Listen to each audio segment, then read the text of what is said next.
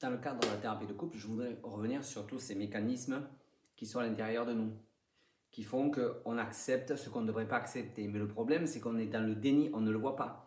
On ne voit pas, on croit qu'on est dans la bonté, et après on ne voit pas qu'un pervers est en train de nous rentrer à l'intérieur, qu'un psychorigide est en train de nous faire changer notre vision de la vie, ce qui va nous mettre en dépression, parce qu'une dépression, c'est une charge cognitive.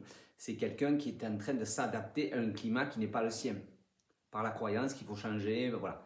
Donc il faut bien comprendre que tous ces gens sont dans un déni. Ils ont été élevés, ils ont eu une éducation quand ils étaient enfants.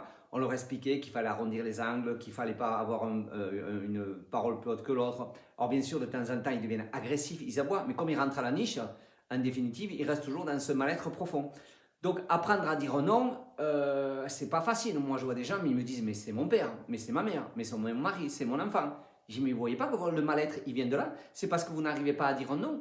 Mais ces gens-là ne le voient même pas. Ils sont totalement dans le déni. Il faut que nous, les psys, on arrive à leur ouvrir les yeux. Parce qu'ils me disent, mais on m'agresse, on m'intruse. Non, j'ai dit, vous laissez rentrer dedans, vous vous laissez intruser. C'est pas la même chose. Hein.